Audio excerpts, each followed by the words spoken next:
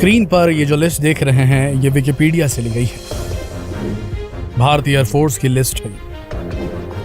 ये लिस्ट है उन विमानों की जो भारतीय एयरफोर्स में है। इसमें आप ये सेक्शन देख पा रहे हैं MiG-21 का। ये सोवियत यूनियन के जमाने में भारत ने खरीदी और आज भी इन सर्विस सेक्शन में देखिए 64 विमान सोवियत संघ के जमाने से खरीदे गए आज भी इन सर्विस में हैं हमारी भारतीय एयरफोर्स में। तो जरा सोच के देखिए प्लेन्स क्यों नहीं क्रैश होंगे, क्यों रशियन प्लेन्स क्रैश नहीं होंगे, क्यों हमारे पायलट्स जिन पर हमने लाखों करोड़ों रुपए इन्वेस्ट किए उन्हें फाइटर पायलट बनाने में वो सब कुछ वेस्ट हो जाता है। ये एयरक्राफ्ट भी जो करोड़ों के होते हैं वो भी वेस्ट हो जाते हैं। साथ में हम देश का एक बेहतरीन सैनिक भी खो देते हैं। हर साल खबरें आती हैं देश के पायलटों की निधन की, उनके शहीद हो जाने की, सिर्फ एक प्लेन को टेस्ट करते समय उड़ाते हुए या नॉर्मली किसी ड्रिल के दौरान। बिना युद्ध के हमने जितने पायलट खोए उतने तो युद्ध में नहीं खोए दोस्तों। इसके पीछे क्या कारण है? क्या रूसी सामान खराब है? क्या रूस भारत से दोस्ती का जो चेहरा, जो मुखौटा लगाकर मिलता है, इसके पीछे कोई शातिराना चाल है रशिया की भारत को खराब सामान बेचने की? जरा सोच के देखिए कि फिर से उस लिस्ट को देखिए विकिपीडिया वाले जो हम दिखा रहे थे। भारत ने रशिया सोवियत यूनियन से जितने एयरक्राफ्ट्स खरीदे उतने दुनिया में किसी और से नहीं खरीदे। आप लिस्ट में देख सकते हैं सोवियत यूनियन, रशिया, ये सारे नाम आते हैं। और सबसे ज्यादा प्लेन्स हमारे पास में जो फाइटर प्लेन्स हैं वो सुखोई Su-30 है, 272 रशिया से खरीदे।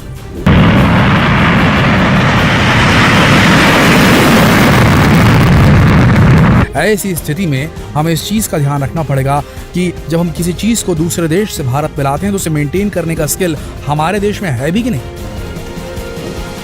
हमें रशिया वो सपोर्ट मेंटेनेंस के दौरान दे पा रहा है कि नहीं।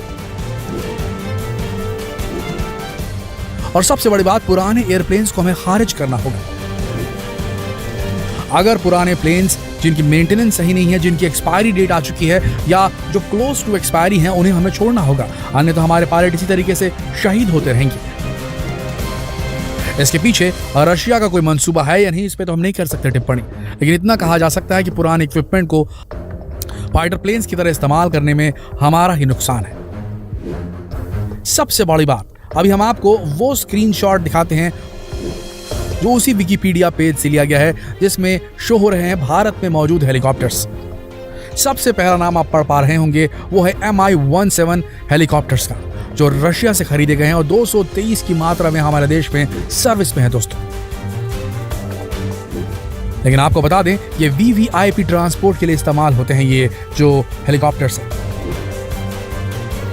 और इन हेलीकॉप्टर्स को खरीदे काफी समय हो चुका है, काफी पुराने हो चुके हैं हेलीकॉप्टर्स। ऐसी स्थिति में इनका इस्तेमाल ना कर इस लिस्ट में एक और नाम आप देख पा रहे होंगे, CH-47 चिनहूक।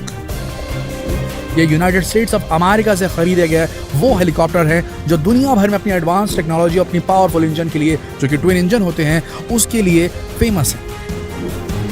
इन हेलीकॉप्टर्स का जो आप संख्या देख पा रहे हैं वो 15 दिख रही है इस लिस्ट में। तो इनका इस्तेमाल किया जाना चाहिए हमारे देश की लीडरशिप को ट्रांसपोर्ट करने के लिए दोस्तों, VVIP मूवमेंट्स के लिए। हमने अभी खबरों में देखा कि खुद प्रधानमंत्री भी Mi-17 जो हेलीकॉप्टर है उसका इस्तेमाल करते हैं ट्रांसपोर्टेशन के लिए, VVIP मूवमेंट के लिए। और बिपिन रावत जी की जो घटना हुई वो तो बहुत ही ज्यादा दुखद थी।